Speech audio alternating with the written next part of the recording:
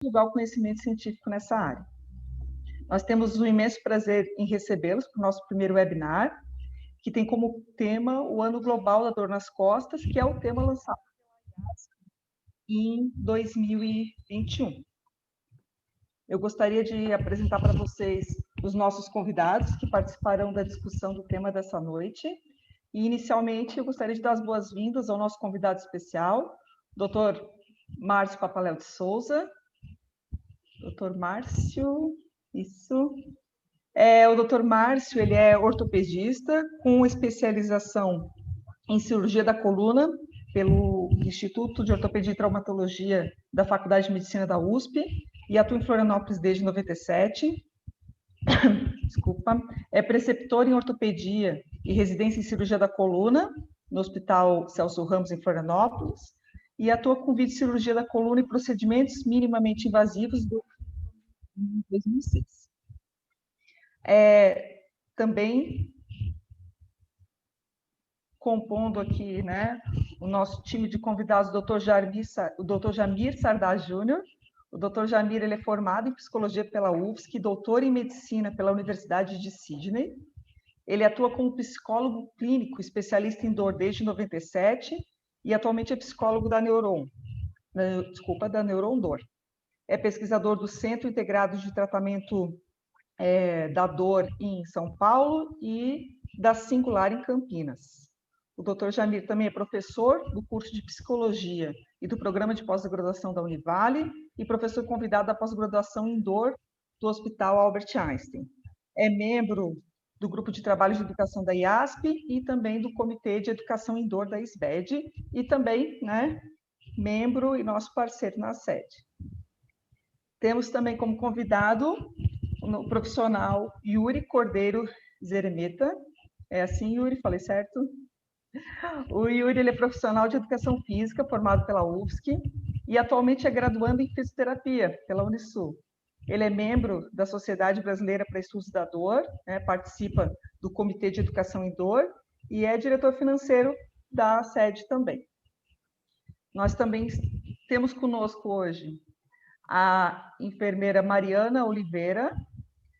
A Mariana é enfermeira do Hospital Universitário da UFSC, é especialista em cuidados paliativos, é doutoranda do programa de pós-graduação em gestão do cuidado e enfermagem da UFSC e também membro da sede. Também temos conosco o Dr. Alberto Pontes Jardim. O Dr. Alberto é anestesiologista, com título superior em anestesiologia pela Sociedade Brasileira de Anestesiologia e com especialização em dor pelo Hospital Albert Einstein. Ele atua como chefe de serviço de anestesiologia do Hospital Unimed e também nas clínicas Educador e na Clínica da Coluna. Também é nosso parceiro diretor científico da sede. E, por último, não menos importante, nós temos a doutora Juliana Barcelos de Souza. A Juliana é fisioterapeuta, responsável técnica na Clínica Educador, coordenadora da Câmara Técnica em Dor do CREFITO 10, doutora em dor crônica, diretora secretária da sede e também coordenadora da Comissão Permanente de Educação em Dor da SBED. Bom, nós agradecemos antecipadamente a presença, né, dos nossos convidados, que com certeza farão aí uma excelente discussão nessa noite. Eu gostaria, então, para a gente iniciar, chamar a doutora Juliana, que fará uma breve contextualização da importância do tema que foi proposto pela IASP nesse ano. Doutora Juliana? Boa noite a todos, obrigada pela presença aqui, né, para a gente inaugurar as atividades da sede, inclusive da SBED, nesse ano de conscientização à dor lombar, perdão, à dor crônica, à dor na coluna. A IASP e a EFIC, né, que são duas instituições de âmbito internacional, uma mais americana, embora mundial, a IASP, e a europeia, desde 2004, elas definem um ano para a gente investir tanto a nível de pesquisa, quanto a nível clínico, e com o objetivo de acelerar essa transferência de conhecimento da ciência para a clínica. E o primeiro ano, né, em 2004, foi em relação ao direito de alívio da dor, né? E agora, em 2021, todas as edições tem vários materiais que quem tiver interesse pode ir no site da IASP ter acesso, ou no site da SBED, eles também estão traduzidos, tá? Mas agora a gente está no ano de conscientização e de combate à dor nas costas, né? A dor nas costas, ela é extremamente comum, uma alta prevalência, e a gente percebe que a gente tem a cada vez mais pessoas, né, uma prevalência em número de pessoas com dor nas costas, ao mesmo tempo que a gente também tem uma expectativa de vida que aumenta, uma população mundial que também aumenta. Então, seja porque a gente tem mais pessoas, ou porque a gente tem uma expectativa de vida maior, ou porque a gente tem fatores de riscos que podem favorecer a prevalência da dor crônica, né? Seja por um lado ou pelo outro, a gente sabe que a gente tem uma boa parcela da população para tratar em relação a esse sintoma. Estima-se que seja em torno de 7,5% da população mundial que tem essas dores, e desde 1990, a dor lombar, principalmente a lombar, né? Ela é considerada, ela lidera o motivo pelo qual as pessoas passam mais tempo de vida em uma situação de incapacidade. Então, a incapacidade física gerada pela dor nas costas seria a mais prevalente, né, e de uma incidência maior. Em contrapartida, a gente também tem visto que entre 80% e 95% dos pacientes com dor nas costas tem uma causa inespecífica, seja no adulto ou na criança e no adolescente. Para criança e adolescente, há estatísticas que vão colocar que é de 95% a 98% da criança e do adolescente com uma dor nas costas de causa inespecífica. O inespecífico quer dizer que a gente não tem um exame de imagem, um exame que explique e nos faça compreender de uma forma anatomopatológica o porquê da persistência daquela dor. Então, essa ausência, né, de correlação forte entre um exame de imagem e o sintoma dos pacientes, sejam adultos, idosos, crianças ou adolescentes, faz com que a gente tenha, nesse ano também de conscientização da dor nas costas, esse cuidado de reduzir excessos de exames que são solicitados, né, para poder prevenir ou minimizar custos em saúde e poder otimizar onde investi-los. Então, isso é uma das bandeiras que a IASP levanta, colocando o ano de dor nas costas, né? Outras questões é trazer à tona mesmo, socialmente, essas discussões em relação mochila, peso da mochila, não tem evidência de correlação com a dor nas costas das crianças. Nós estamos falando de dor, não de postura, tá? A postura da criança sentada não tem correlação com a dor nas costas. Nem o sedentarismo, nem o tempo de telinha, eles, a nível de ciência do que a gente tem hoje, eles não têm correlação. E isso, tipo, a minha graduação e a graduação de muita gente, a gente foi conduzido sempre para essa linha de raciocínio muito mais biomecânica na questão da coluna. Então, e é isso que a gente tem hoje da ciência, e como é que a gente vai colocar isso com a nossa prática clínica, sem ser também negligente, dizer que só porque não dá dor nas costas, a mochila, podemos colocar muitos quilos para carregar, né? A gente tem que ponderar isso. Então, postura sentada não é o problema, então pode deixar sentado o dia inteiro. Não, né? Tem outros fatores de riscos pelo sedentarismo. Então, são esses achados da ciência que a gente tem que trazer para a nossa prática clínica e poder ponderar com isso, e principalmente para a gente conseguir colocar em prática esse conhecimento e as diretrizes que são estabelecidas para o tratamento da dor na coluna, né, seja no pescoço, na lombar, né, que vão solicitar que a gente evite procedimentos invasivos. Às vezes os pacientes tem uma expectativa muito alta em relação a uma intervenção cirúrgica, por exemplo, e é necessário, e as diretrizes colocam isso, a necessidade da exaustão dos tratamentos conservadores. Então, seria mais ou menos esse panorama que a gente tem hoje de dados científicos que vão influenciar um pouquinho a nossa prática clínica e que a gente vai discutir hoje com esse super time. Obrigada.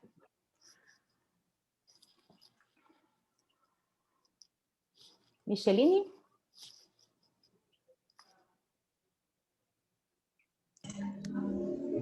Ou já passo a palavra para o Dr. Papaléu? Está mudo, Micheline. A Micheline, vamos com o Dr. Papaléu, então? Já dá uma sequência com o gancho? Vai dar. Já deu certo aqui. Problemas técnicos aqui. Bom, obrigada, Juliana, pela exposição. A proposta desse webinar é justamente promover a discussão, né, do tema do Nas Costas e trazer diferentes perspectivas de atuação profissional. Então, para abrir essa discussão, eu gostaria de convidar o Dr. Márcio Papaléu para fazer uma breve exposição sobre a sua abordagem terapêutica de pacientes com dor nas costas. Dr. Papaléu. Obrigado, boa noite. Eu acho assim, o que foi falado pela Juliana realmente é o que eu venho sentindo em grande parte desses anos aí de prática, né? Nesses mais de 20 anos aí de consultório, a gente ainda se depara com muitos desafios. Eu vejo assim a dor lombar, especificamente, como assim algo que ainda me angustia, mesmo com 24 anos de consultório, é algo que me deixa bastante desafiado, né? Eu acho que esse é o grande fator de motivação para a gente continuar tentando entender assim, a complexidade desse sintoma e não dessa doença, né? Muitas vezes, dentro da nossa formação médica, como médico, como ortopedista e posteriormente atuando como cirurgião de coluna, assim, a nossa atuação está muito embasada em cima de exames de imagem, né? E na dor lombar, basicamente, isso lhe deixa órfão, né? Esse tipo de raciocínio não é direto, né? Então, na formação dos médicos residentes, dos residentes em cirurgia de coluna, o que eu tento enfatizar é isso, né? Nós estamos se propondo a tratar um sofrimento, né? Então, isso tem que ser analisado por outras vias que não a do tratamento ortodoxo, ortopédico e cirúrgico, né? Então, eu acredito que essa situação de que, em média, 70%, 80% dos quadros de dor lombar não conseguimos ter uma correlação anatômica de onde vem a dor, eu acho que isso, por si só, já desconstitui assim procedimentos mais invasivos, né? Então, acho que nós estamos lidando com algo que tem que se obrigatoriamente ter uma particularização em cima de cada paciente. Hoje eu acabo me atendo muito numa anamnese mais prolongada para esse tipo de situação. Se é uma fratura de coluna, ou até mesmo uma hérnia com um fator compressivo numa determinada raiz, com um dermátoma ali bem específico, assim, as coisas já estão mais ou menos encaminhadas do ponto de vista clínico, né? Ficou um pouco mais fácil, mas a dor lombar inespecífica é algo que eu confesso a vocês que me angustia bastante, né? Então, por esse motivo que eu tento abordar o indivíduo como um ser humano, né? Naquelas perguntas básicas de que quais são as patologias que o senhor ou a senhora apresenta, qual foi a última vez que a senhora realizou exames laboratoriais, vocês vêm fazendo o acompanhamento. Então, em cima disso, você vai tendo uma noção de que o indivíduo ele tem que ser abordado como um todo, né? E que aquele quadro de dor lombar ele não está destacado, às vezes, de um paciente que acaba tendo maus hábitos ou, eventualmente, uma educação em relação a seu próprio cuidado de saúde um pouco distorcido. Então, eu vejo o meu papel na dor lombar como, basicamente, alguém para tentar educar ele juntamente com os profissionais da fisioterapia e os profissionais de outras áreas de conhecimento da saúde, da área da saúde, para que a gente consiga fazer um trabalho educativo, não só para que ele saia mais rapidamente dessa crise, como também que não venha deixar com que essas coisas se apresentem de uma maneira assim muito recorrente, né?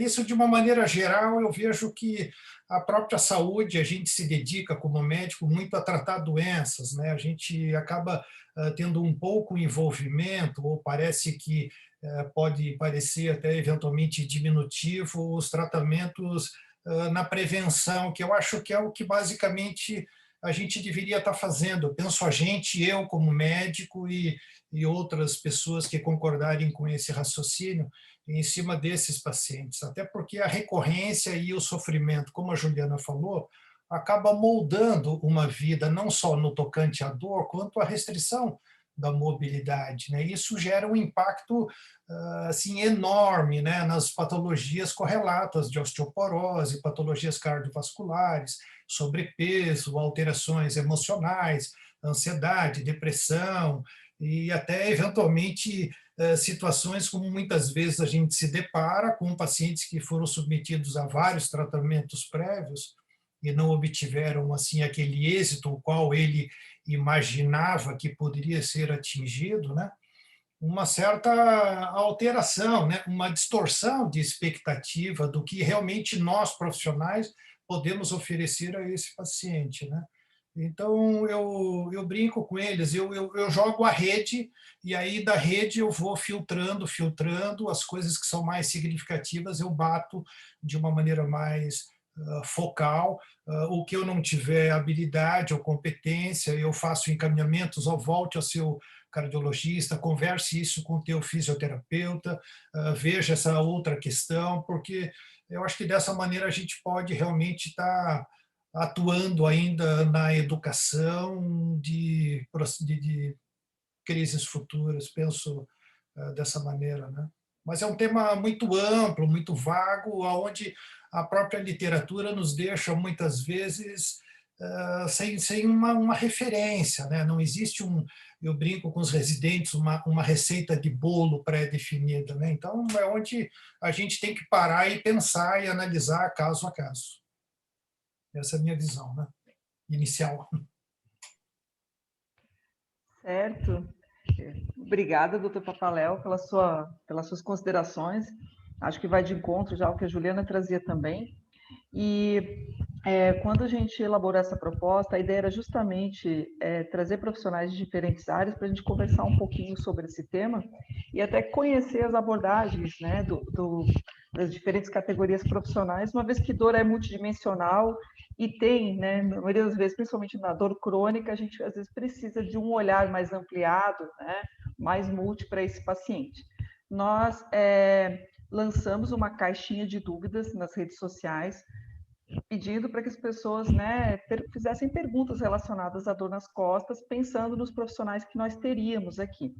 E a gente tem algumas perguntas aqui. Eu já vou aproveitar a oportunidade para dizer que, se vocês quiserem, vocês podem também fazer perguntas no chat, tanto para as considerações, né, que o Dr. Papaléu acabou de fazer, quanto para as outras considerações que os outros profissionais também vão fazer. Tá? Na medida do possível, a gente vai tentar responder. Mas, em relação às questões que eu tenho aqui, eu vou aproveitar, então, para trazer a primeira pergunta que a gente tem aqui. Eu até imagino que seja, né, dos fisioterapeutas, mas acho que é uma demanda que a gente acaba tendo bastante, né, na prática clínica. E a pergunta que é feita, eu vou pedir, né, para que vou direcionar essa pergunta para o Dr. Jamir. E a pergunta é a seguinte: quando encaminhar um paciente com dor nas costas para um psicólogo? Dr. Jamir?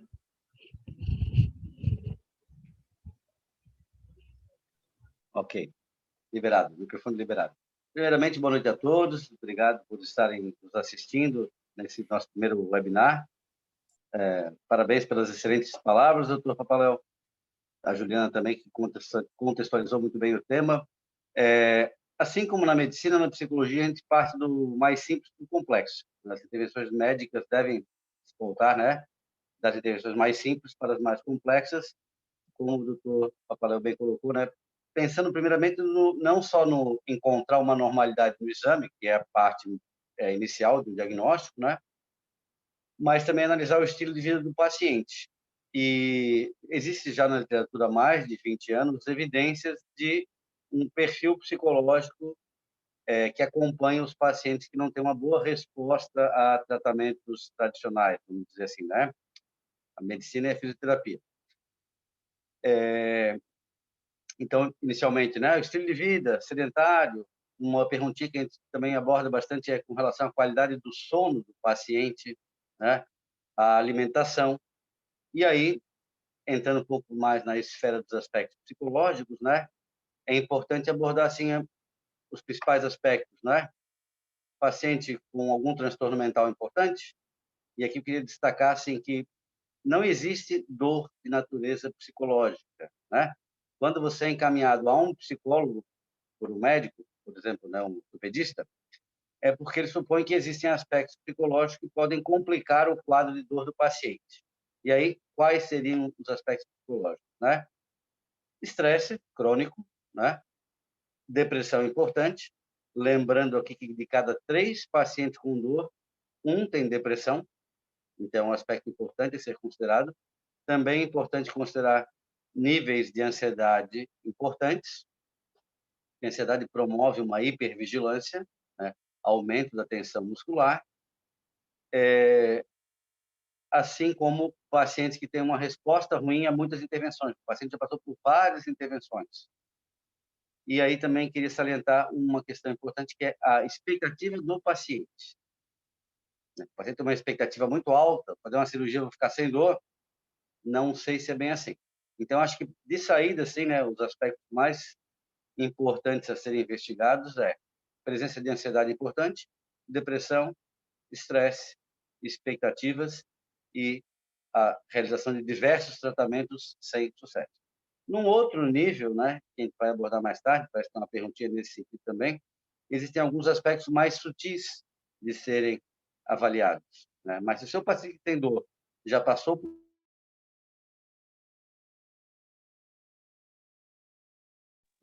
várias intervenções, não teve boas respostas e tem um quadro depressivo importante ou de ansiedade, encaminho para um psicólogo explicando o quê?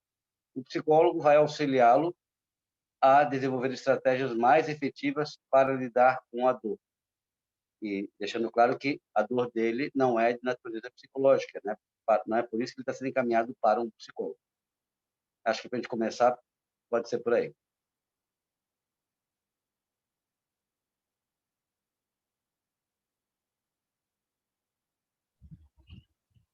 Deu certo. Eu só vou aproveitar para dizer para os outros convidados que, se vocês quiserem acrescentar, né, depois que a gente fizer a primeira pergunta, é só pedir a palavra, tá certo? A próxima pergunta, eu acho que o Yuri pode responder, mas a Juliana também, e os outros sintam-se livres. Mas a pergunta é a seguinte, Yuri: exercício físico é recomendado para pacientes com dor nas costas? Oi, me ouvindo? Estão me ouvindo? Ok, bom, boa noite a todos. E de fala, espero que todos vocês estejam bem também, né? Então, a partir da pergunta norteadora, exercícios físicos são indicados no tratamento da dor lombar e dor cervical? Eu respondo que sim. Exercícios físicos são indicados no tratamento da dor lombar e da dor cervical. Só que, para que a gente possa evoluir essa resposta, a gente pode tomar 2 diferentes caminhos em que eles se entrecruzam. Se a gente está falando sobre dor nas costas de caráter agudo, ou se a gente está falando sobre dor nas costas em caráter crônico. Se a gente está falando de dor nas costas em caráter agudo, a gente pode pensar num raciocínio clínico em que os benefícios dos exercícios físicos, eles vão agir em um âmbito mais local da dor, ok?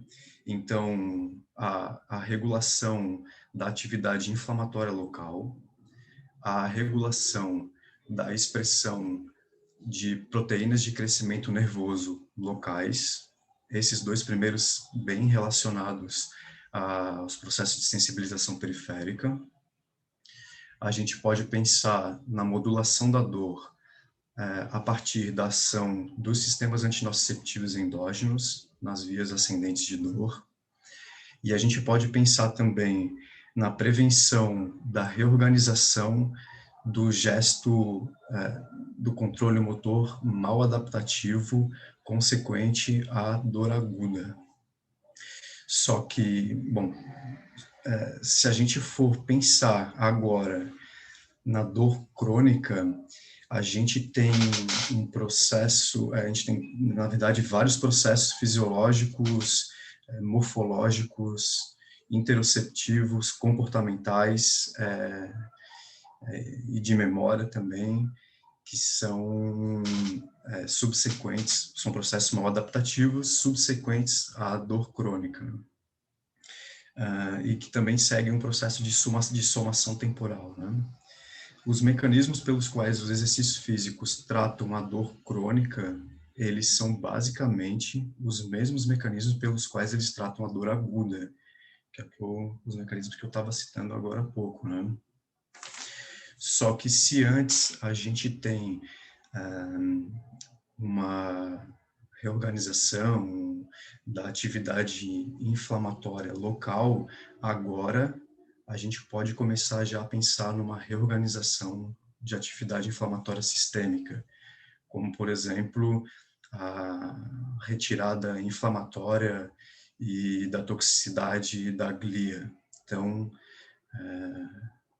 tão importante nos processos de cronificação da dor e da manutenção da dor cronificada. Se antes a gente tinha a regulação da expressão dos fatores... Um minuto.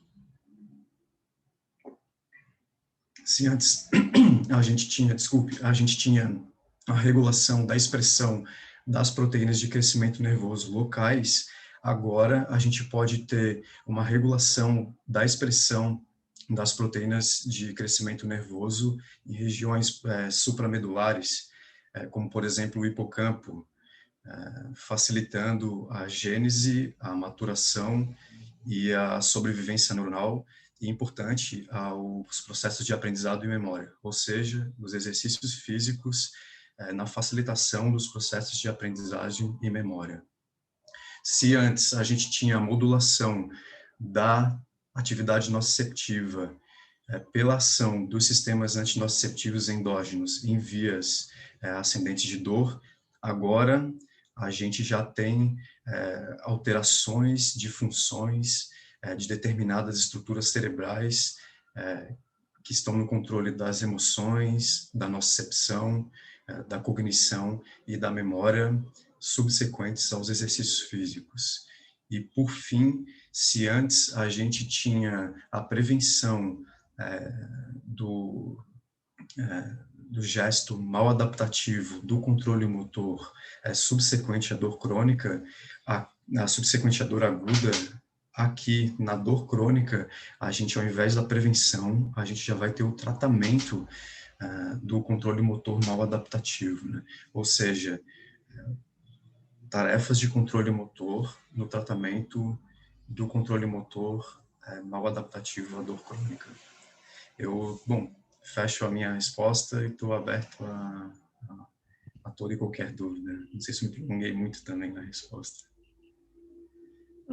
Obrigada, Yuri. Alguém quer contribuir? Juliana?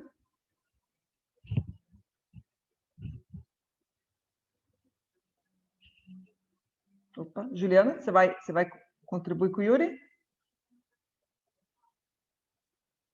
A gente não está te ouvindo. Deu. Tá, prontinho. Então, obrigada, Yuri.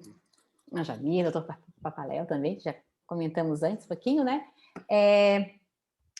Eu queria só aproveitar a fala do Yuri, explicando a diferença do exercício, né, na dor aguda e na dor crônica, e destacando que por muito tempo a gente pensava, né, se eu alongar isquiotibiais, se eu fortalecer abdominais, eu vou curar a dor lombar.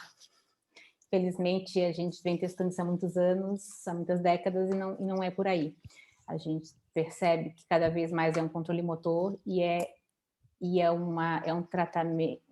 O processo terapêutico da dor lombar é muito em levá-lo de volta à sua funcionalidade.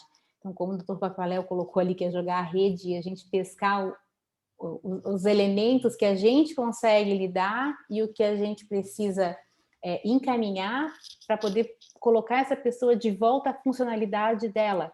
Então, digamos, para dor lombar, o pior talvez seja essa incapacidade, né, física e emocional que a pessoa sente, e social. Então, se a gente conseguir nos levar de volta para a participação social, para a participação e desempenho físico e emocional e cognitivo, a gente conseguiria dar esse pulo do gato. É o que nos apresenta, né, a ciência e essa prática clínica adaptada, ajustada a isso. E como o Dr. Papaléu também colocou, não tem uma receita de bolo, né? Não tem para o paciente nem com dor aguda, nem com dor crônica. Embora a gente saiba que a direção que a gente tem que ir seria essa de ir para fora do consultório. Então, não é ele vir para um consultório de fisioterapia e eu aliviar a dor dele aqui, ele sai, fica bem até 48 horas e deu.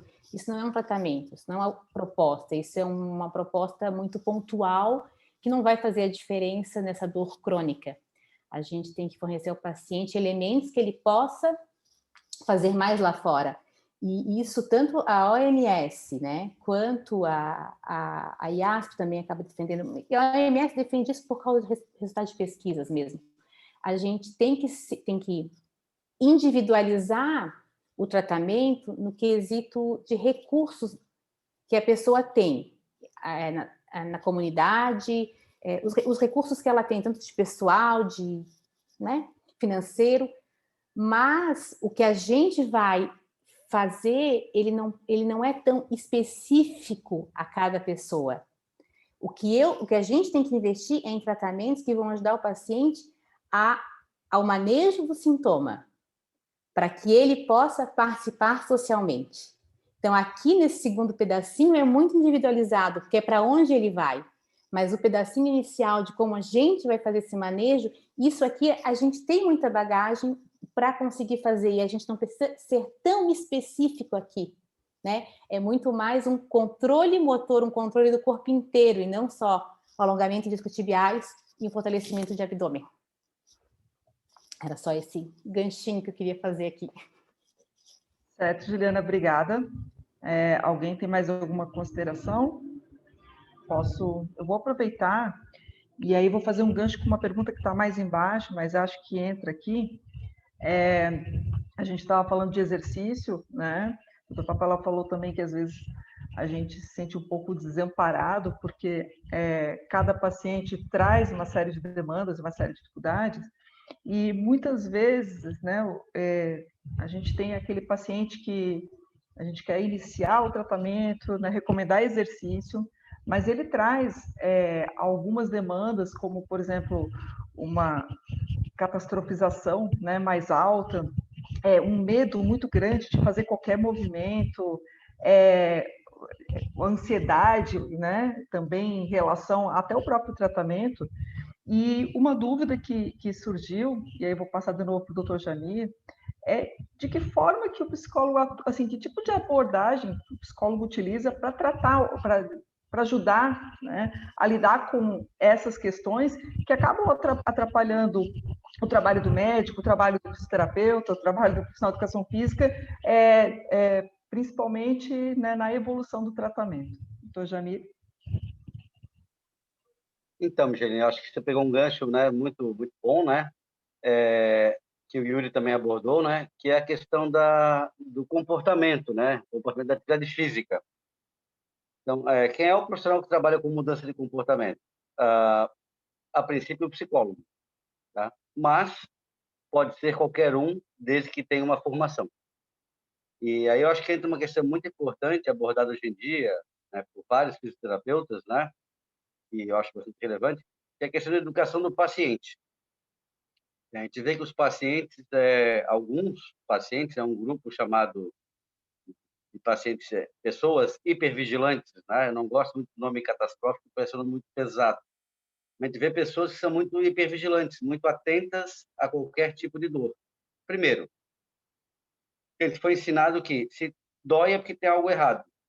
E como a Juliana e o Dr. Papaléu colocaram, não necessariamente, né? Segundo, quando eu tenho dor, eu penso, como é que vai evoluir a minha doença? Né? Aí, novamente, o hipervigilante pensa, né? É sério? Isso pode me gerar incapacidade? Como é que vai acontecer com a minha vida? E, na minha experiência, são poucos os profissionais que conseguem detectar os pacientes hipervigilantes. Eu acho que alguns fisioterapeutas já têm essa perspectiva, tá? A gente fez um trabalho alguns anos atrás com o Dr. Wilker, um neurologista da Neurondor, onde ele colocou eletrodos em 30 pacientes. Ele percebeu que, né, num estudo de doutorado, chegou à conclusão que os pacientes hipervigilantes têm uma resposta pior ao eletrodo. Tá? Então, isso mostra, junto com vários achados aí nos 20 anos, que os pacientes hipervigilantes, aqueles que falam assim, você pergunta, minha dor de 0 a 10, quanto vai? Ele fala assim, 6,5. Esse cara é hipervigilante. Tá? Você pergunta assim, ele falar entre 6 e 7 já é difícil, 6,5 é muita sutileza. Então, o cara é hipervigilante. Ele fala, olha, começa na cervical, vai para o torácico e depois dói na lombar. Esse cara é hipervigilante. Né? Quando eu faço tal coisa, né, me lembro de uma paciente que tinha em comum, eu e o Léo, quando eu entro no carro, do lado direito, aí dói. E do lado esquerdo, não, do lado esquerdo não tem problema. Então, assim, é muita hipervigilância. Tá? Eu acho que uma chave primeiro, assim, é importante saber encaminhar para o psicólogo, né, explicando que o psicólogo trabalha com mudança de comportamento, com educação, com estratégias de enfrentamento, e, de novo, né, desmistificando o que é psicológico, mas eu acho que o fisioterapeuta, o médico, a enfermeira, né, o educador físico, todos os profissionais têm muita capacidade de intervir em educação. Né? Como eu vejo hoje os filhos fazendo, dizendo, olha, não tem uma relação entre dor e lesão, né? Até no paciente que uma artrodese, né? E o médico fala, ó, não dobra. Não, mas o cara fixou a coluna, por que não pode dobrar? Fixou errado? Não, né? Se fixou certo, pode dobrar como quiser, que não vai ter nenhum problema. Você não vai conseguir dobrar, talvez, como se inclinava antes. Então, quando o médico dá essa orientação ao paciente, ele está criando uma crença de hipervigilância. Quando você fala assim, não fica muito tempo sentado, né? Está criando crença de hipervigilância. Tem que ficar sentado, tem que se movimentar, tem postura errada, sim. Tem muito tempo na mesma postura, aprendi isso com os físicos, né? Não é? Não tem postura errada, tem muito tempo na mesma postura. Mas aí você vai criando crenças de hipervigilância no paciente. Né? Então, acho que a primeira questão da hipervigilância é o profissional ter cuidado para não construir essas crenças com o paciente. Né? E o segundo, eu acho que é realmente identificar quem é muito hipervigilante, né? Aquele paciente fala, minha dor está me matando. Não, dor não mata, né? Quando ficarei pior novamente? Não, não é assim, né? Então, esse paciente, especificamente, ele responde muito bem à intervenção do psicólogo, né?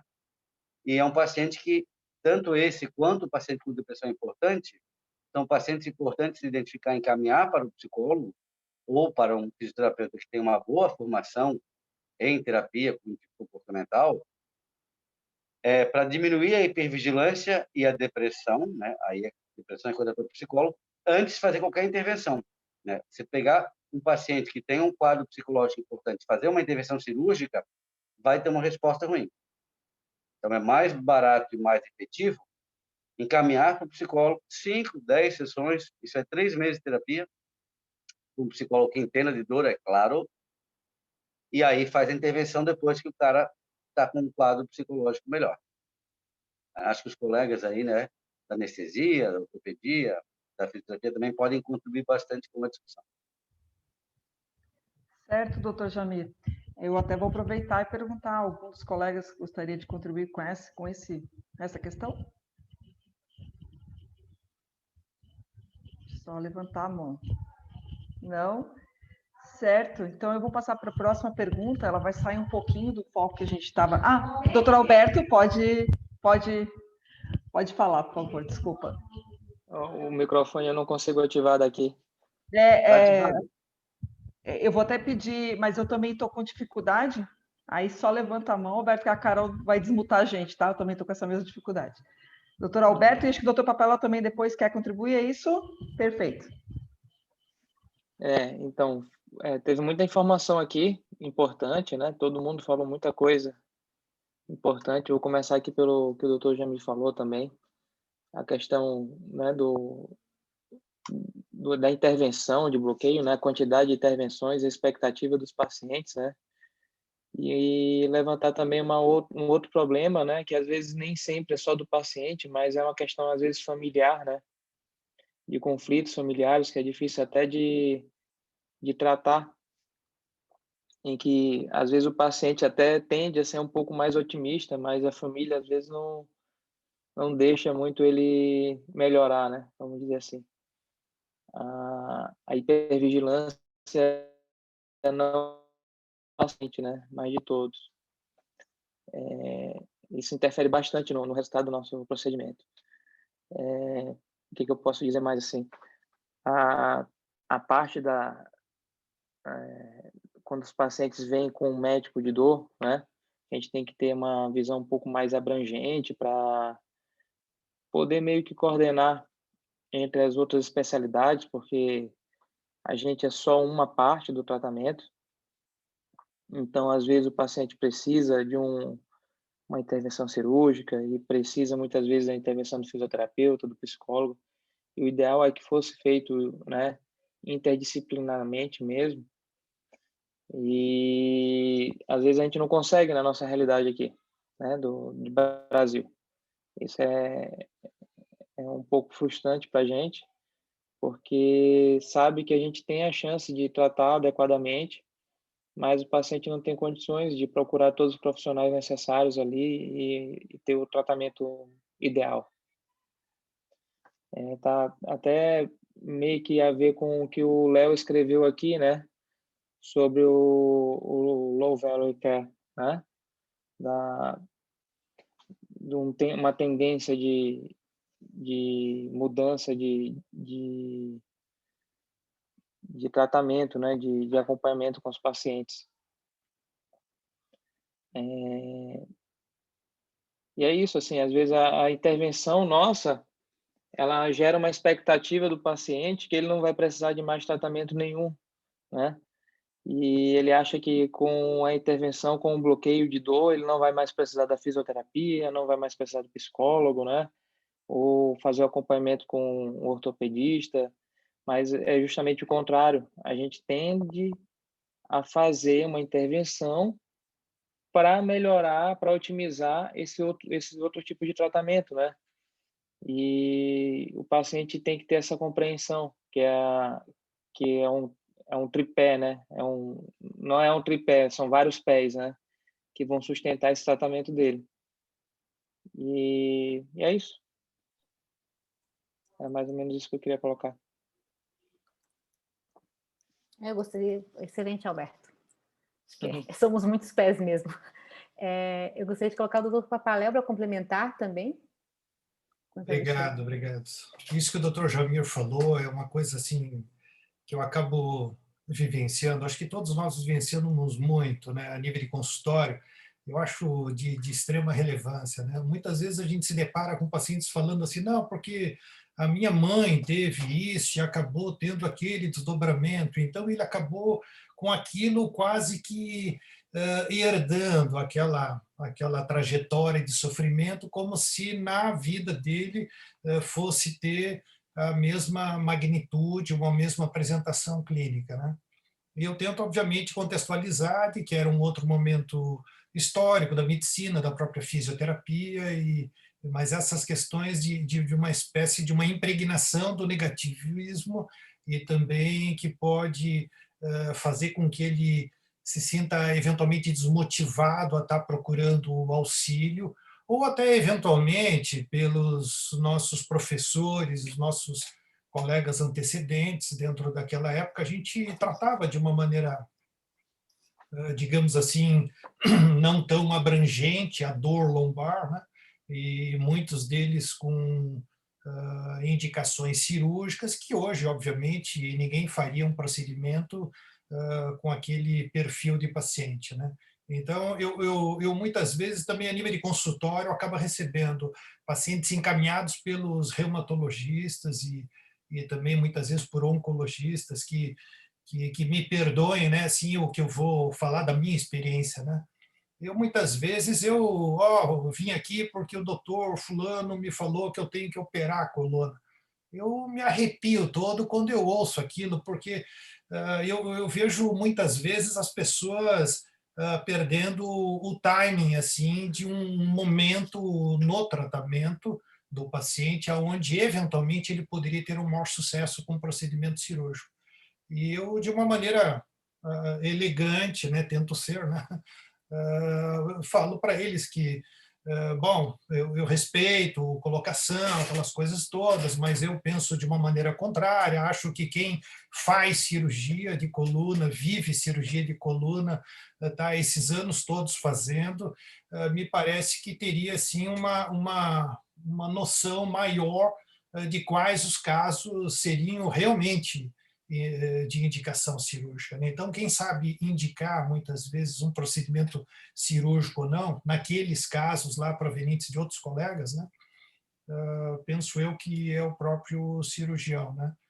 Mas também pegando um gancho do que o Alberto falou, eu também vejo como eu atuo esses 24 anos no serviço público, né? Eu estou lá no Celso Ramos e muitas vezes a gente não tem a menor condição de fazer algum tipo de tratamento e por uma questão socioeconômica, cultural, os pacientes muitas vezes forçando uma barra e, dependendo do profissional, sendo submetidos a um procedimento cirúrgico, o qual tende a ser catastrófico, né? Ou seja, foram puladas várias etapas do tratamento por uma falta de uma organização básica do serviço público de saúde. Então, era isso que eu queria colocar. Certo. Mais alguém gostaria de contribuir? Acho que essa pergunta rendeu, né, bastante discussão. Eu vou aproveitar o gancho do Dr. Papaléu, que falou de cirurgia, e vou aproveitar que a Mariana, né, é enfermeira e trabalha no contexto hospitalar, e quando a gente anunciou aqui, né, o pessoal da enfermagem também estaria com a gente, uma das perguntas que foram feitas é qual que é o papel do enfermeiro nesse cuidado da dor nas costas, Mariana? Tem que desmutar?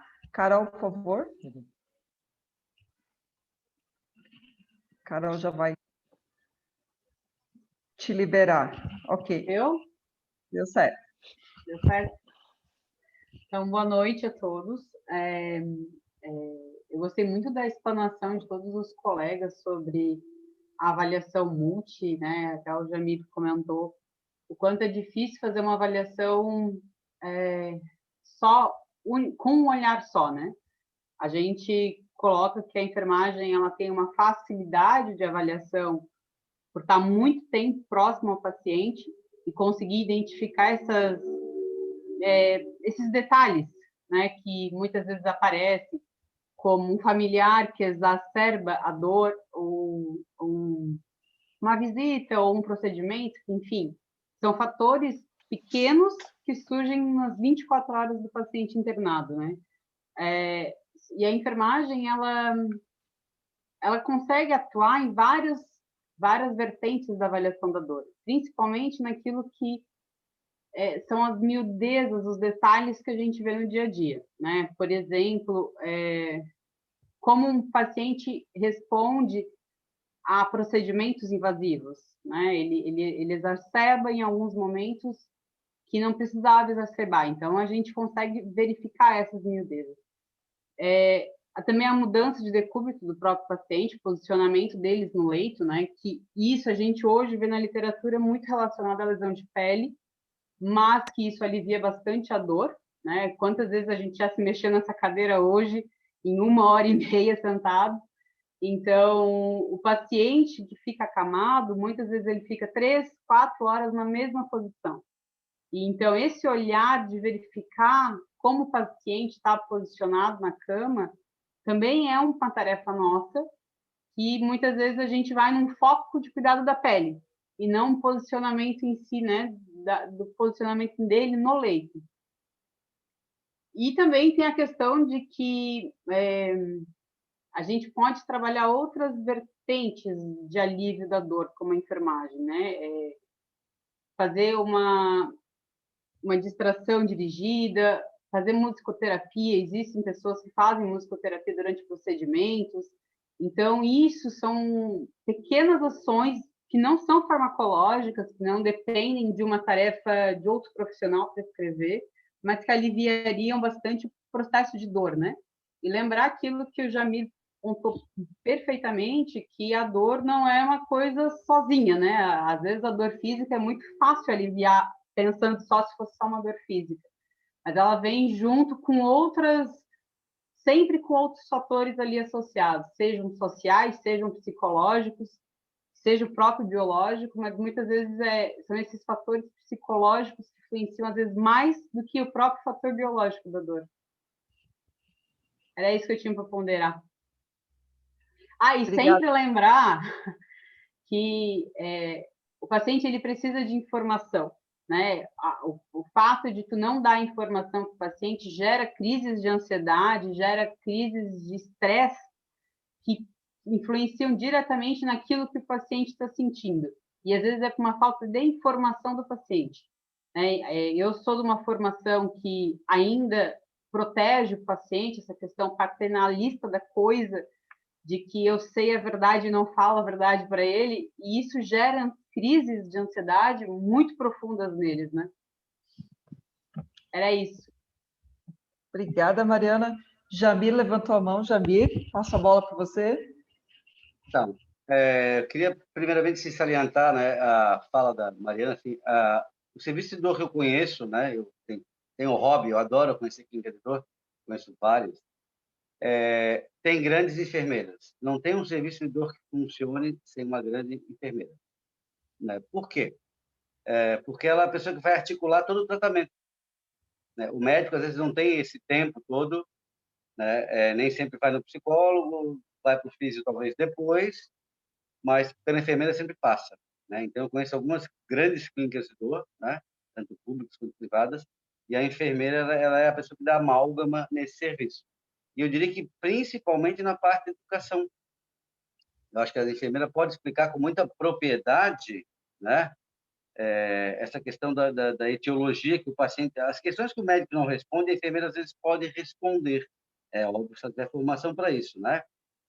Principalmente, assim, as questões referentes à prevenção, à educação, o que pode contribuir para isso, né? São questões que o médico às vezes está muito mais ligado à questão da fisiopatologia, né? E o paciente às vezes está muito mais preocupado com, né, o que pode causar dor, o que eu posso fazer para prevenir. E eu acho que a enfermeira é o profissional de excelência na educação do paciente. Tá, Mariana? Você tem um grande papel nessa multidisciplinaridade. Porque às vezes você tem só o médico e a enfermeira, não tem físico, não tem psicólogo, não tem anestesista, né? É o médico e a enfermeira, isso sempre tem. E eu acho que é aí que a enfermeira tem um grande papel. E até acrescentando o que o Jamir colocou, pelo menos nos Estados Unidos é comum, né, as clínicas de dor, os pain management serem realmente coordenados por enfermeiras, né, de autocuidado. Aqui no Brasil, acho que é um movimento que a gente precisa acolher e ajudar a crescer. É um profissional bem importante dentro desse contexto multidimensional. Ainda falando, né, pensando em contexto cirúrgico, eu vou aproveitar algumas perguntas que eu tenho aqui. A primeira delas vem crescendo, né? A gente vem ouvindo falar, lendo bastante sobre a medicina mais intervencionista, Então, eu queria aproveitar que o Alberto está aqui e perguntar em que situações, né, a gente pode encaminhar um paciente para o anestesiologista que trabalha, né, especialista em dor. Pode ativar também o microfone do Papaléu, porque Beleza, aqui doutor é Papaléu. uma coisa quase que conjunta também. Vocês Ele é vão médico fazer uma cirurgião. dobradinha, então. É quase Tá isso bom. aí. Mas a área intervencionista é uma das áreas que mais cresce, né? As minimamente invasivas, né? Cirurgias minimamente invasivas e a área intervencionista são as áreas que mais crescem hoje em dia no tratamento de dor, né? Na parte médica. E, assim, a parte da intervenção, ela não só, né, no tratamento, mas até no diagnóstico, né? Já foi dito aqui no começo, acho, pelo Dr. Papaléu, que muitas vezes a gente não consegue dar um diagnóstico preciso dos pacientes, porque com exame de imagem ou até mesmo a história clínica, é uma história muito difícil de você ter uma precisão. E a intervenção, ela chega com esse duplo, né, objetivo, né? Da gente fazer um tratamento, né, ou propiciar para um acompanhamento com fisioterapeuta, com atividade física, né, e um segmento com psicólogo, mas também para dar o diagnóstico preciso, né, da localização da dor do paciente, né? E a área da intervenção vem para fazer essa dupla ação, né? Quer falar alguma coisa aí, Papaléu? Sim, sim. Aproveitando, assim, eu vejo daquela abordagem inicial, né? Para mim, o paciente que ele vai para algum tipo de procedimento, até mesmo que seja um procedimento bastante simples, um bloqueio na coluna, ou uma série de bloqueios na coluna, anestésico só, você vai lá, só, né? Tudo isso, né? Você coloca anestésico, um pouquinho de corticoide. Na minha visão, assim, é aquele paciente que já teve alguns atendimentos, né? Você já passou por algumas consultas, das consultas foram prescritos eventualmente medicamentos, ele já está realizando um trabalho de reabilitação e está observando um certo impedimento na evolução. Assim, meu fisioterapeuta é um profissional muito capaz, né? E está sentindo que a coisa não está fluindo. Bom, então, se você tiver uma suspeição, né, que é aquela questão das específicas e das não específicas, né? Das específicas, eu acho que é onde entra de fato, assim, o cirurgião de coluna, onde poderia entrar o cirurgião de coluna. Em que aspecto? Então, ok, nós vamos então fazer uma série de bloqueios antes de qualquer tipo de corte, né? Até porque a gente sabe que o indivíduo sofrido, sendo agredido cirurgicamente, pode ficar mais sofrido, né?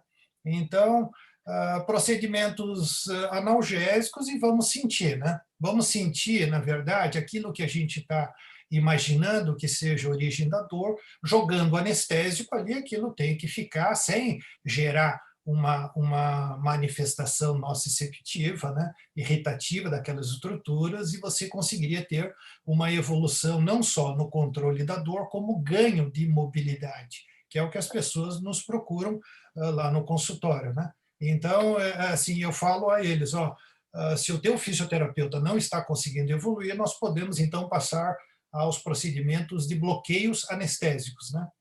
Após uma série de bloqueios anestésicos, havendo uma melhoria, que é o que a literatura diz, de 50% no VAS do paciente, mesmo que fugaz, você poderia fazer, na dor lombar, né, crônica, poderia fazer uma eventual radiofrequência, a ablação ali no ramo dorsal das facetas articulares, né? Eu não vejo, assim, indicação cirúrgica para um paciente com uma dor lombar inespecífica crônica. Eu acho que esse não é o paciente cirúrgico, esse é um paciente clínico. E muitas vezes eu converso com ele, eu me sinto frustrado de estar tentando te ajudar, mas eu não tenho muitas ferramentas. O que eu vou falar para o senhor é que é como se o senhor tivesse uma doença crônica, um diabetes, não vai ter cura, né? Diabetes não tem cura, nós temos uma dor crônica. Agora, qual é a questão? É da gente tentar achar as brechas, né, do tratamento e saber por onde que a gente pode diminuir essa percepção de dor e aonde que eu posso, com essa diminuição da percepção de dor, convencendo ele eventualmente de alguns procedimentos, alguns métodos que o fisioterapeuta vai delegar, para a gente ganhar mobilidade. Porque eu acho que se eu não conseguir melhorar a mobilidade, o meu tratamento não serviu, o meu diagnóstico lindo não serviu de absolutamente nada. Eu digo, como médico, assim, eu não consegui atuar no preventivo, né? Porque ele já chegou com dor lá no consultório. Bom, ele chegou com dor e eu não consegui ajudar ele a pelo menos diminuir a percepção de dor e sair daqui mais ciente de que ele realmente tenha um papel assim determinante na história que nós vamos assim escrever daqui para frente. Eu acho que essa implicação do paciente é o que eu tento fazer lá no consultório. Então, procedimento cirúrgico seria, assim, no máximo, na minha visão, bloqueios ou tratamentos de dor minimamente invasivos, que são agulhas, entram e saem, porque ali você também sente o paciente, qual é a resposta dele a procedimentos mais agressivos, né? Vou fazer a colocação de parafusos, artrodese. Teria que ter algo assim de uma incapacidade funcional depois de, digamos, esgotado todos os tratamentos, pacientes acamados por uma dor, por um colapso de disco significativo, comprometimento de eixo, de hipolordose, um paciente totalmente descompensado, e mesmo assim nós já estamos sabendo que eu brinco com eles, eu vou lhe oferecer o remédio mais amargo que tem aqui, né? E esse remédio ele pode eventualmente não casar muito aí com a tua expectativa ou com o resultado que a gente possa obter, mas dentro de um amadurecimento de tratamento, nós só estamos fazendo isso porque os outros tratamentos falharam. Sim, falharam. Ok, então podemos conversar, vamos avaliar risco e benefício, e isso é feito no mundo inteiro, né? Agora, todos nós, eu tenho certeza absoluta que o nosso objetivo primordial é estar ajudando as pessoas e não prejudicando, né? No meu consultório hoje em dia, né, como a Mariana falou, é um pouquinho de aula também, né? Eu quase dou uma aula de medicina, de anatomia, de fisiologia para todo paciente, porque o entendimento dele do que está acontecendo, né, ou das hipóteses que a gente pode ter, né, é o que vai nortear a decisão. Então, eu vou explicar tudo do que o paciente me falou, né, e do que eu entendi. Eu vou explicar para ele o que pode estar acontecendo e as opções terapêuticas que a gente dispõe, né, por aqui. Aí, geralmente, né, os pacientes que são mais impetuosos, né, querem um resultado mais imediato, são mais imediatistas, geralmente eles optam logo pelo bloqueio, né, e querem fazer o bloqueio para ter algum resultado, né? E alguns outros pacientes que são um pouco mais temerosos, eles querem mais o tratamento clínico e tentar fazer outro tipo de tentativa. Mas aí o importante é isso, né? É a gente explicar direitinho para eles o que pode ser, né? Porque quando chega com dor nas costas, pode ser uma dor de origem muscular, pode ser uma de origem discal, né? De uma articulação facetária, uma compressão de raiz nervosa, enfim. Pode ser uma dor do quadril, que ele não identifica muito bem, né? E pode ter uma alteração do quadril. Então, né, com todas as informações que a gente pode dar, né, ajudar eles na escolha da decisão, e quando eles escolherem, geralmente, mesmo que o sucesso não seja garantido, mas é um pouco mais dividida a responsabilidade da escolha da conduta, né? E ajustar também a questão da expectativa, né? porque tem pacientes que com 50% de redução da dor ficam felizes e outros ficam extremamente insatisfeitos. É difícil lidar com o pós. E a questão cirúrgica também, né? Você fazer uma cirurgia, aí pode também gerar um outro transtorno, o paciente com uma dor pós-operatória, né? Que aí fica difícil da gente manejar também. Então, tudo é difícil, não tem nada fácil. Certo, eu vou aproveitar, a gente teve 2 perguntas aqui no chat, que está relacionado com o que a gente está discutindo. Uma delas eu acho que o Dr. Papaléu e o Alberto até já mais ou menos elencaram, a pergunta era relacionada quais casos de indicação de cirurgia de coluna, eu acho que vocês chegaram a abordar.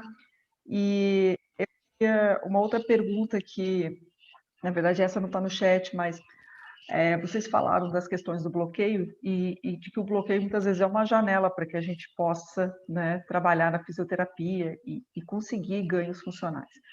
Mais ou menos de quanto tempo é essa janela que a gente pode, né, ganhar bastante com o paciente, tentar, né, aproveitar essa, digamos, esse fôlego, esse respiro?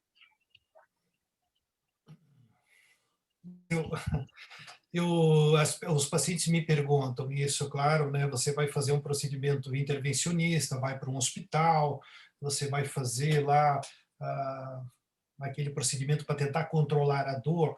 A grande angústia basicamente é essa. E eu muitas vezes eu vejo lá no consultório, muitas vezes um bloqueio com anestésico e corticoide, quando existe realmente indícios assim mais claros de uma ação irritativa sobre a raiz nervosa ou sobre a faceta articular, com aumento de brilho, uma sinovite, sinais de instabilidade, frustra. Eu já tive paciente de apenas um bloqueio, sabendo que o corticoide vai ficar agindo lá por 30 dias, o anestésico por um período médio aí de 6 horas a 24 horas. Eu já tive um paciente com controle, alguns, né, com controle de dor por um período de 1 ano. Então, como é que se explicaria isso daí? Eu falo para eles assim, você me chega aqui com uma quantia de dor, um processo inflamatório. Se eu fizer, e isso é a quantia de dor lhe impedindo de fazer o teu tratamento de reabilitação funcional e adequações do ponto de vista do tratamento fisioterápico. Se eu conseguir reduzir o teu quadro de dor, eu abro uma oportunidade bastante significativa para a gente reprogramar o teu movimento. Assim, eu falo para eles, ó, eu vou tentar controlar a dor e lhe digo, e digo a vocês todos, assim, o professor do movimento é o fisioterapeuta.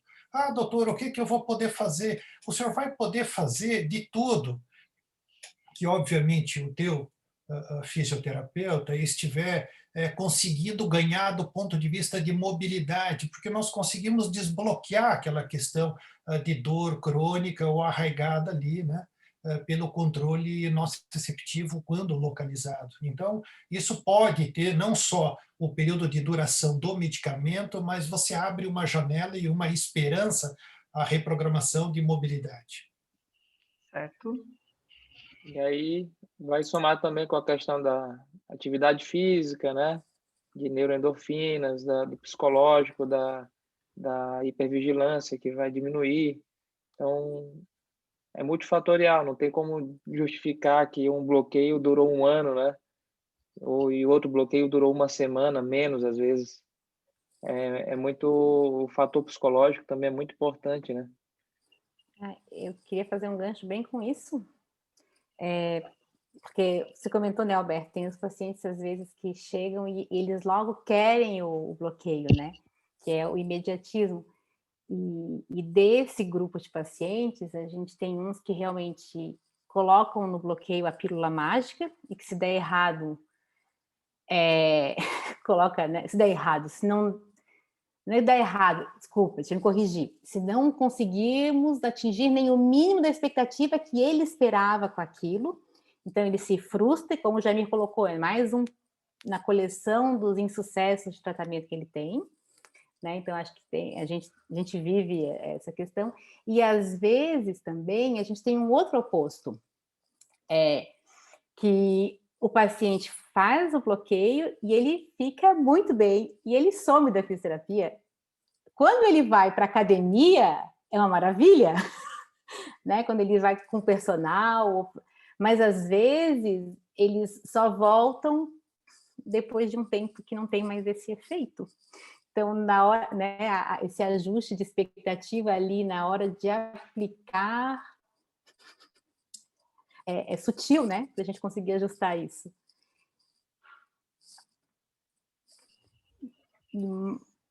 Quer comentar um pouquinho? Um dos dois? Mais alguém? Se eu puder aproveitar um pouquinho só, eu concordo contigo, querida, mas na colocação do bloqueio lá no consultório, pelo menos eu tento enfatizar isso muito claramente. Ó. Eu vou usar o bloqueio como um veículo. Você me chega aqui já realizando tratamentos, independente de estarem certos ou errados, eu falo para eles, eu não vejo por essa ótica, eu vejo tratamentos que dá certo e o que não dá, né? Bom, aquele que não estão dando certo, meus ou de qualquer outro profissional, que todos nós estamos lutando pelo mesmo objetivo, né? Eu vou lhe fazer esse bloqueio. Mas, assim, o teu compromisso é de mudar alguns aspectos, porque através desse conjunto de hábitos, de estilo, de pensamento, de imediatismo, nós chegamos a essa situação. Nós temos um problema, eu falo para eles, né? Então, assim, ou a gente vai mudar a maneira de jogar, ou o resultado nós já conhecemos, né? Então, assim, eu faço com que ele entenda de que eu posso te ajudar, eu faço isso há anos, desde aqui eu faço esse bloqueio, para mim não tem problema nenhum.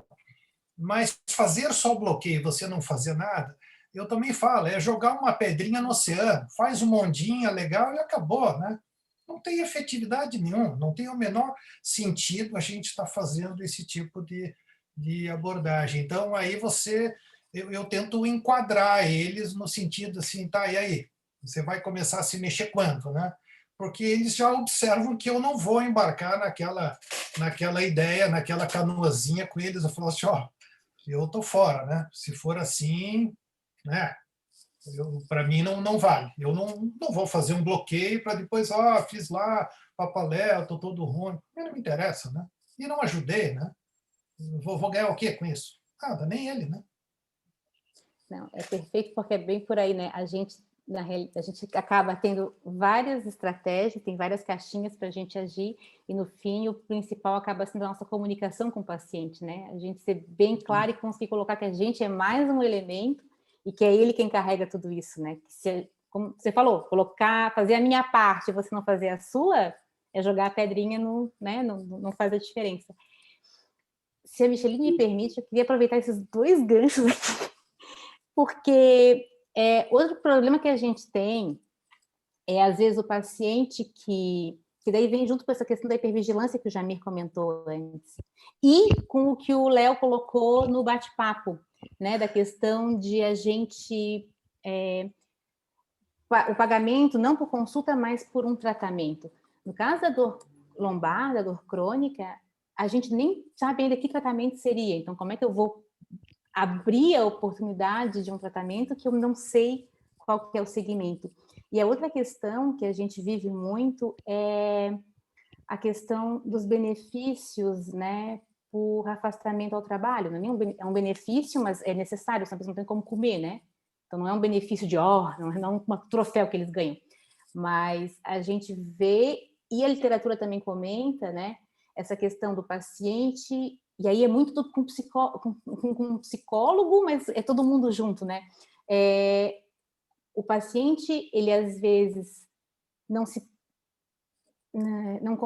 consegue melhorar porque ele tem que ir às consultas na perícia, mostrar a incapacidade física dele, e por mais que ele esteja melhorando, ele às vezes não está apto ao retorno ao trabalho, ou a gente não tem um programa de retorno ao trabalho progressivo. E a gente não tem esse. Então, a gente também fica elucidando com o que a gente não tem. Jamir. Então, eu trabalho com dor crônica há mais de 20 anos, assim, e eu adoro trabalhar com dor crônica, porque principalmente as pessoas que acabam trabalhando com dor crônica, elas estão numa perspectiva de mudar o modelo de saúde, né? Então, Todo mundo quer um remédio. Todo mundo quer ficar bom agora. Mas quando a gente trabalha com doenças crônicas, como obesidade, hipertensão, diabetes, dor crônica, a gente tem que mudar estilo de vida. E para mudar estilo de vida, a gente precisa de vários profissionais e precisamos também mudar o sistema de saúde. A gente está hoje em dia num sistema de saúde a partir do complexo e esquecer o simples. A gente pede uma ressonância e não faz um bom exame clínico, né?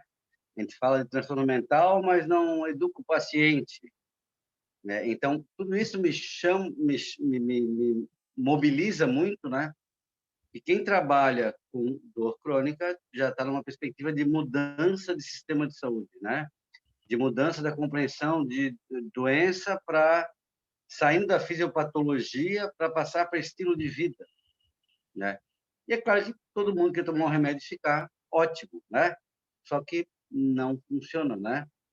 Ou como diria meu filho, só que não, né? Então isso é muito rico, né? Porque estamos todos trabalhando com uma mudança de paradigma, né? Mais avaliação do estilo de vida, menos intervenções evasivas, né? Mais participação do paciente, todo mundo quer um paciente ativo, né? E aí todo mundo fica muito mais satisfeito e com melhores resultados. Foi um prazer bater um papo com vocês, acho que está todo mundo falando a mesma linguagem, né? Baseado em evidências, né? E também baseado num cuidado holístico do paciente. Eu vou aproveitar, eu queria só ainda aproveitar, a gente ainda tem uns 10 minutos, porque tem 3 perguntas aqui. Eu vou puxar uma pergunta que tem relação com o que a gente está conversando. Acho que é uma indagação, uma provocação. E a pergunta diz assim: por que ainda temos tantos nocebos nos consultórios de fisioterapeutas e médicos, principalmente? A gente sabe que os profissionais que estão aqui, né, já se posicionaram em relação a isso, mas pensando, né, digamos, na nossa formação, né, em todos os colegas que a gente conhece, por que isso acontece ainda? Posso falar? Pode. Então, tem muitos nocebos porque a gente não tem uma formação em dor na graduação. Uhum. Porque o modelo de saúde é baseado nessa crença onde o profissional vai dizer para o paciente qual é o problema dele. E a gente tem um modelo ainda muito cartesiano, né? Fisiopatologia, forma e função. A gente está vendo que não é bem assim, é mais complexa. Então, o nocebo, ele se origina, né? Para quem não sabe o que é nocebo, é quando o paciente tem uma resposta negativa a algo inócuo, né? Toma um remédio que é farinha, o cara fala, vai fazer mal, faz mal, né? Mas o nocebo depende muito da formação do profissional, eu acho. Certo. Mais alguém? Eu gostaria de convidar o Léo para falar um pouquinho. O Léo Ávila. Ô, gente, deixa eu ver se eu apareço agora aqui. Ele é outro membro ativo da sede, ele é nosso vice-presidente. Agora desaparece da minha tela. Vocês me veem? Sim. Mas eu não vejo vocês. Calma aí que eu mudei de tela. Agora voltou. Parabéns pelo evento, gente, pela discussão. Muito boa. Concordo com o que o Jamir falou há pouco, mas sempre aquela ressalva, né? O fato de não termos na graduação não significa que a informação não esteja disponível. Está lá para todos lerem, né? Todos aqui estamos conversando sobre esse assunto sem ter tido esse tipo de conteúdo na graduação, né? Mas eu queria só fazer uma última colocação, mas eu acho que não vai dar tempo. Foi a pergunta que eu fiz ali no chat. No final do ano, em dezembro, a IASP publicou a primeira sequência de conteúdos sobre os estudos, né, que iriam nortear o raciocínio desse ano. E um desses estudos que estava lá no destaque ele trouxe esse convite com base no modelo vigente dos Estados Unidos. E o que eles propuseram, já que o ano é um ano de prevenção, né, para a dor, ou seja, não deixar com que a dor se torne crônica. Então, o que eles propuseram? Um modelo de estratificação, né, na saúde primária ou em ambientes especializados. Eles estavam propondo o uso do StartBack ali como modelo de estratificação, né, para um risco de cronicidade, e também levantaram outros 2 questionamentos. Como realizar a transição dos modelos clínicos, né, de um serviço que o seu cliente ele paga por uma consulta para ele pagar por um tratamento, né? Porque qual foi o raciocínio por trás dessa perspectiva dos autores? A partir do momento que você comercializa o tratamento, né, o valor do montante do tratamento, e não um plano de consultas, e o paciente paga por consulta, você vai ter que dar o seu máximo, né, ou seja, fornecer o máximo de abordagens amparadas pela ciência, e aí já alimentava o terceiro tripé que os próprios autores propuseram, uma transição dos serviços, né, que são baseados num low value care, né, para um high value care, ou seja, passar de um modelo de serviço sem amparo científico e que traz mais malefícios para o paciente, para um modelo de serviço amparado por evidências, que mesmo que elas ainda sejam inconclusivas, pelo menos sabe-se que não são prejudiciais. Então, isso é importante a gente ter ciência, né?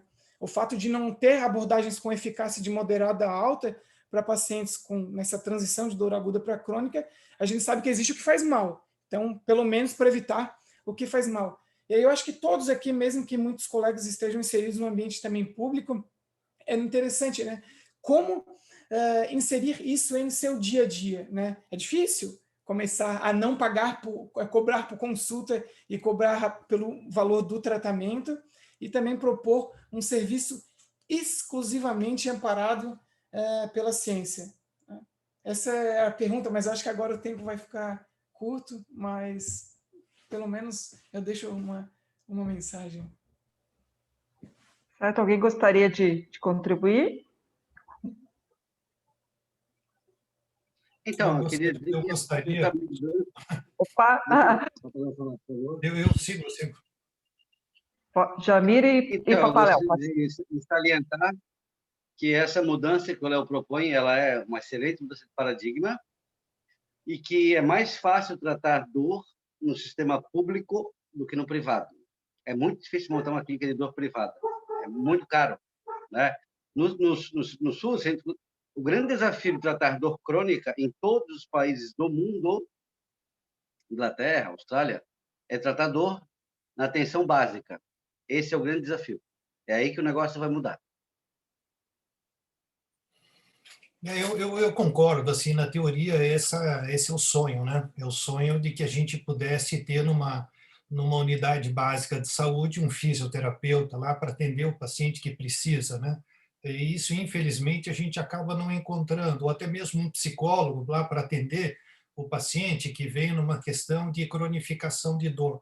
Mas você encontra, às vezes, um médico, né, quando está presente, para prescrever um diclofenaco, aquela coisa toda, né, que se vai ajudar ou não, a gente pode depois discutir, né. Eu acho que esse é o sonho de todo profissional, de realmente ser valorizado pela sua competência. Então, dentre nós, né, assim, se a gente for ver no nosso mercado, as pessoas que mais se destacarem, teoricamente, iriam ser melhor remuneradas, né? Tendo, obviamente, tudo embasado em estudos científicos, embora nessa questão, me parece, da dor lombar, né? A ciência ainda vem tomando um banho, né, da parte clínica, né? Assim, eu também anseio muito assim, por ter artigos que me digam exatamente o que eu devo estar fazendo lá no consultório e com um índice estatístico assim bastante alto, né, de sucesso. Mas eu até agora, em 24 anos de prática, eu acabei não encontrando isso, né, e ainda estou procurando. Eu acho que essa é uma das coisas que mais me motivam hoje, de chegar na expertise de todas as áreas de atuação, seja em bloqueio, quando melhor indicar e realizar um bloqueio, quando melhor indicar e realizar uma cirurgia, e da mesma maneira a determinação de tratamentos. Agora, eu acho que nenhum de nós, seja médico, seja o psicólogo, o anestesiologista na área de atuação em dor, o fisioterapeuta, o educador físico, a gente consegue deter esse poder, né? Então, eu acho que a grande sacada, e me parece que esse é o interesse dessa conversa, é para a gente poder saber o que realmente cada um pode contribuir dentro, obviamente, das suas limitações, que me parece, eu vejo muita limitação nas minhas atividades, né? Mas tentando ser honesto, ético, transparente e estando, digamos assim, de peito aberto para poder ajudar as pessoas que realmente nos procuram. Agora, a presença do profissional na linha de frente, eu acho que isso é fundamental, porque eu acho que muitas vezes, eu vejo lá no hospital público, em especial, nós temos dois mundos. O Dr. Papaléu, lá dentro do Hospital Celso Ramos, ele tem uma caixinha de ferramentas, e o Dr. Papaléu, na Clínica da Coluna, tem outra caixinha de ferramenta. E isso me incomoda de uma maneira assim absurda.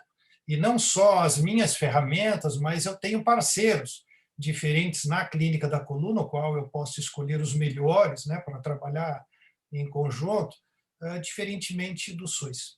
Então, o dia que esse modelo realmente for implementado a nível público, né, eu acho que é o sonho de todo profissional, porque não tem mais sentido a gente manter consultórios, manter clínicas, né, com perfil privado. Eu acho que aí acabou, né? Esse, na verdade, é o objetivo do atendimento à saúde, né? Da gente universalizar. Por que a gente tem que vender o nosso conhecimento se a gente pode entregar isso numa estrutura multiprofissional?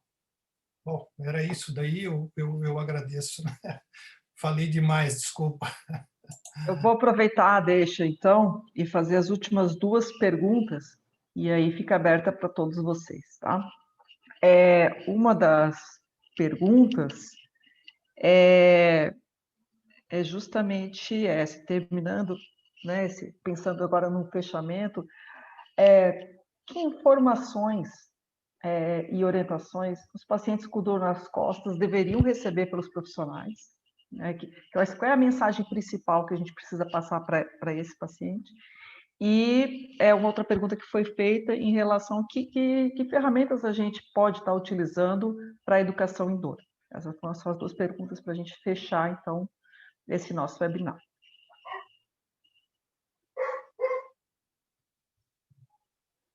Jamir?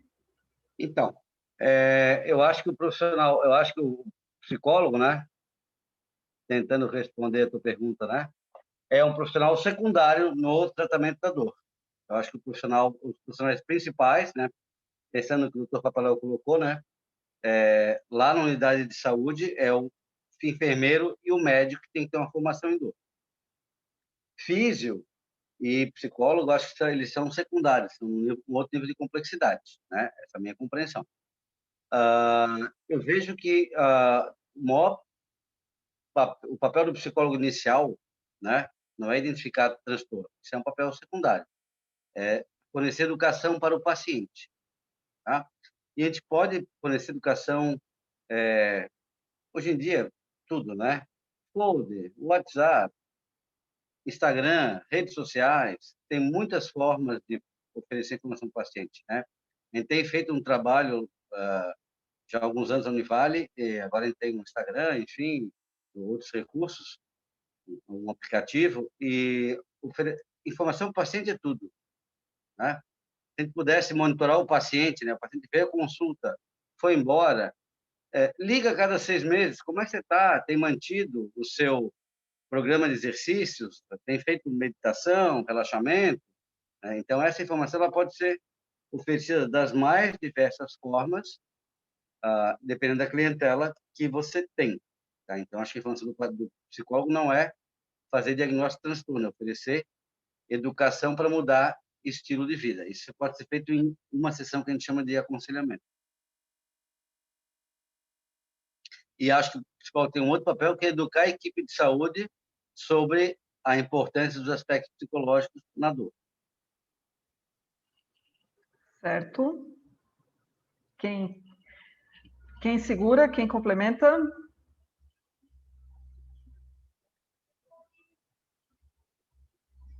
Juliana, está tentando falar?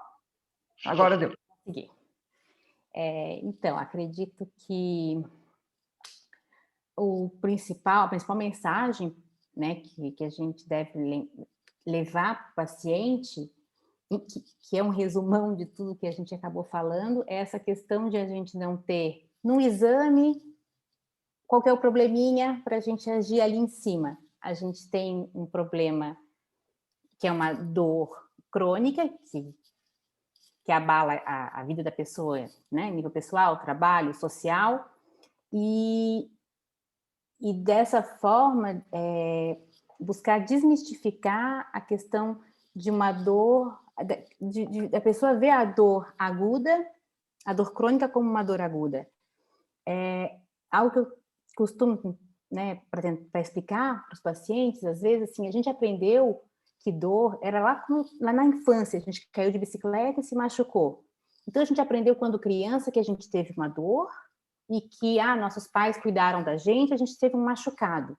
Então, a maior parte das pessoas não vive dor crônica na infância, na adolescência, para já ter que quebrar esse paradigma assim tão jovem. Então, às vezes, para um adulto se deparar com uma dor que é crônica, a gente tem que desconstruir muitas associações que a pessoa fez de achar que aquilo é uma lesão.